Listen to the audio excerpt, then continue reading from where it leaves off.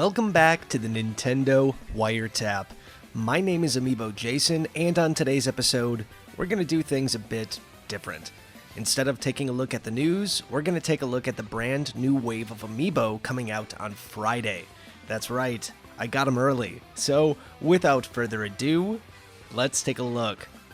Alright folks, I was lucky enough to order all three of the brand new wave of Amiibo. That's Simon Belmont, Incineroar, and Chrom. I ordered them from Japan, which they came out last week on Friday, and lucky for me, Amazon Japan really knows how to ship their products because I got them already. So today we are unboxing all three of these Amiibo and taking a very close look at all of them. Now the first one we're going to take a look at is my favorite, and that is Simon Belmont. I mean, he's a badass vampire slayer, so I mean, he's cool in his own right off the bat. But in Amiibo form, he's just so much cooler. He has one of the most detailed faces I've seen on a human character in Super Smash Bros. So far, and it just looks fantastic. I know I've mentioned this before, but Nintendo really seems to know what they're doing now when it comes to making human faces on Amiibo. Something so small that looks so good is something to be celebrated, and I just love how good he looks. Everything else, from his armor to his boots and of course his amazing chain whip, is exactly how you would hope it would be. And one cool thing about the whip is it's kind of flexible. It's not like the Guardian Amiibo where you can flex it in any direction that you want to, but it is kind of bendy, which is kind of a nice touch to this Amiibo.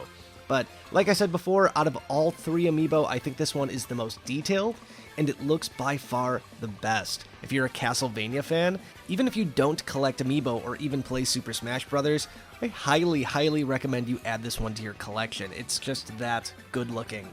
Alright, moving on to Incineroar.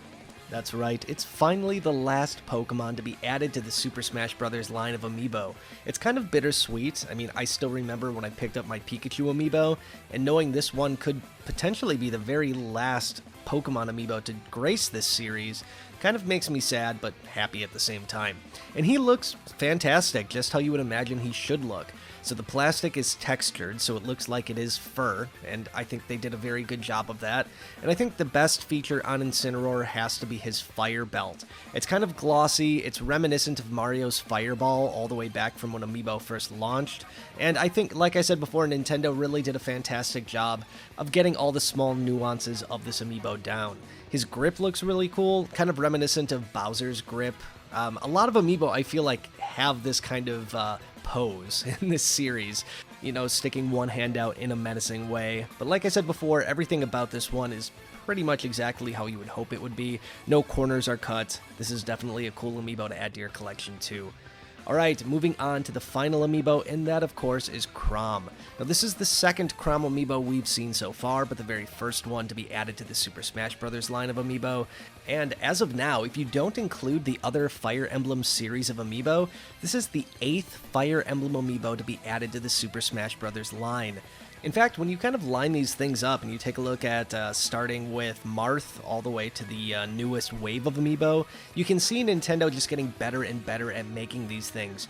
Once again, we have another human character, which Nintendo struggled with at first, but once again, they did a fantastic job with this one. This thing is like 90% cape. His cape is flying off to the side. It looks really nice, but if you're posing these on a shelf, you have to definitely get some extra space for this massive cape that's flying off of this guy. Once again, the face looks fantastic, the pose is great, the clothes are pretty much exactly how you would imagine they should look. So this is definitely another A+ Amiibo from Nintendo. If you're a Fire Emblem fan, again, this is a no-brainer. Definitely add this one to your collection as well. But there you go, an in-depth look at all three of the brand new wave of Amiibo. In North America, at least, these things are coming out on Friday. So if you want to pick them up, I highly recommend you check out sites like either Amazon or Best Buy. They have been selling out pretty quick, and I think in this case, it's going to be the Simon Belmont Amiibo that's going to be the rarest. But stay tuned to Nintendo Wire and Amiibo News on Twitter. We'll let you know as soon as these bad boys go up for pre-order once again, or once they come out and stock is finally readily available once again too. Stay tuned. Alright folks, that's going to wrap up tonight's Nintendo Wiretap. I'll see you soon with yet another episode, but as always, until then, stay wired in. Bye guys.